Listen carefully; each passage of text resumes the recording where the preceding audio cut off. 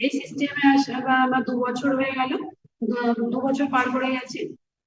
এই সিস্টেমে আসার আগে আমার প্রচুর প্রবলেম ছিল, যেখান থেকে কি করে বেরিয়ে আসবো কোনো রাস্তা পাচ্ছিলাম না। থ্যাঙ্কস আমার ম্যাম সুমনা নন্দী, সবাই ওনার জন্য ক্লাব করবেন। আর সিনিয়র ম্যাম জ্যোতি ম্যাম এবং বিকি স্যারের জন্য সবাই একটু ক্লাব করে দেবেন। ওনার সুমনা ম্যামের জন্যই আমি এই সিস্টেমের সন্ধান পাই অনলাইনের মাধ্যমে। সেটা তারপরে আমি বুঝতে পারি যে এই সিস্টেমের ম্যাজিক কি আছে। তো প্রথম আমি 2 বছর আগের জার্নি বলবো একটু, যে আমি 2 বছর আগে আমার প্রচুর ওভারওয়েট হয়ে গেছিল, যেখান থেকে আমি বেরিয়ে আসতে পারছিলাম না। শুধু ওভারওয়েট ছিল না, তার সঙ্গে ম্যাসিভ প্রবলেমও চলে এসেছিল, যেটা সব থেকে বড় কারণ সমস্যা ছিল আমার কোমরের যন্ত্রণা। প্রচুর পরিমাণে কোমরের যন্ত্রণা হতো, কারণ আমার সিজারিয়ান বেবি হওয়ার পরই এটা হয়। আমি ওভারওয়েটে যাই আস্তে আস্তে, তারপরে আমার কোমরের যন্ত্রণা হয়। ডাক্তার ভিজিট করে, যেটা আমি বসলে সহজে উঠতে পারতাম না, অনেক সময় বসে কাজ করতে পারতাম না। আবার যদি দাঁড়িয়ে থাকতাম সেখানে সহজে আবার বসতে পারতাম না। এইভাবে চলছিল। ডাক্তার ভিজিট করি, ওনারা ওষুধ দেন, ওষুধ খাই। তারপরে পরে আস্তে আস্তে আরো ওষুধের সংখ্যা বাড়তেই থাকে। লাস্টে আমাকে বলা হয় যে আপনার এটা সিজারিয়ান বেবি হওয়ার জন্যই ব্যথাটা হচ্ছে, এটা আপনাকে সারা জীবন বহন করে নিয়ে যেতে হবে। সেভাবেই চলি। এবার যখনই ব্যথা হয় জানি আমার সারবে না, কিন্তু ওষুধ আমি খেতেই থাকি।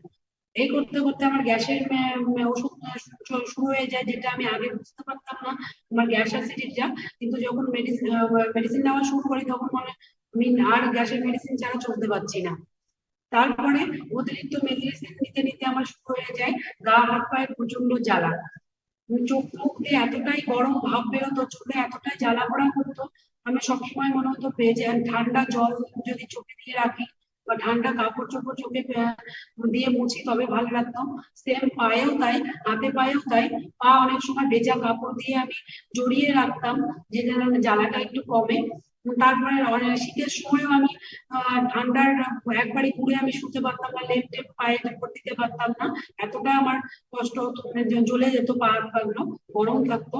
তারপরে এইভাবে চলতে চলতে লাস্ট আমার যখন আহ তার সঙ্গে আমি আরো যখন ওভারহেডের উপর নজর পড়ে, কেননা ওভারহেডের জন্য দেখবেন অনেক মানুষের ফার্স্ট যেটা হয়, আমাদের দেখতে ভালো লাগে না, তাই না?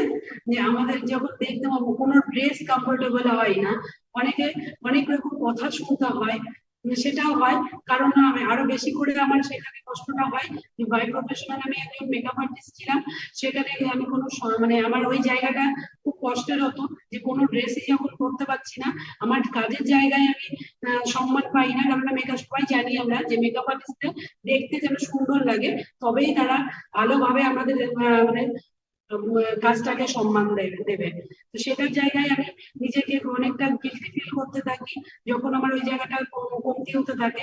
এই করতে করতে দিন যাচ্ছিল। তারপরে লাস্ট আমার মেয়ে বলে যে 16 বছরের মেয়ে আছে, বড় মেয়ে। ও যখন বলে মা তোমার ওভারওয়েট থেকে তুমি একবার বেরিয়ে এসো, তখন আমরা সব কষ্টের কথা সাইডে রেখে আমি উপায় খুঁজি কিভাবে আমি নিজে থেকে বের করে নিয়ে আসবো। এবার যখন আমি ওভারহেড থেকে বের করতে যাই, সাধারণত আমরা যেটা করি মধু জল লেবু জল খাওয়া শুরু করি, ওটা ফার্স্ট শুরু করি।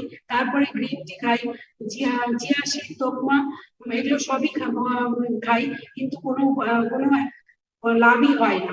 1 কিলো ওয়েট যদিও বা কমিয়ে ফেলি, 2 মাস পরে দেখা যায় যে 2 কিলো ওয়েট আবার বাড়িয়ে নিয়েছি। কারণ এই সিস্টেমে এসে জানতে হবে। Thanks system, thanks Sajid sir এবং সায়না ম্যাম, ওনাদের জন্য এই সিস্টেম আমি ঘরে বসে পেয়েছি।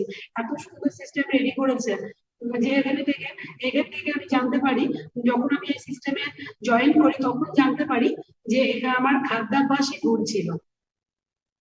যেটা আমরা সকালবেলা বাঙালি মানুষ সবাই আমরা জানি যে ভাতই আমাদের প্রিয় খাদ্য, সেটা তো ছিলই। তারপরে ছিল আমাদের সকালবেলা মানে ওয়েট কমাবো বলে একটা ব্রেকফাস্ট কি জিনিস সেটা জানতাম না।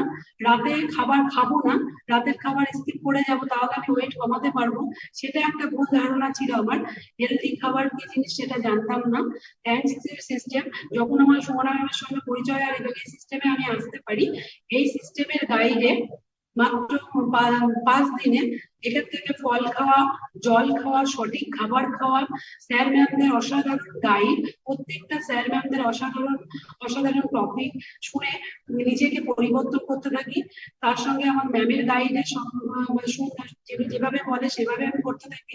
করতে করতে মাত্র 5 দিনে আমি 2 কিলো ওয়েট কমাতে পারি। ওয়াও! যেটা আমি 1 বছরে কমাতে পারতাম না, তাই না?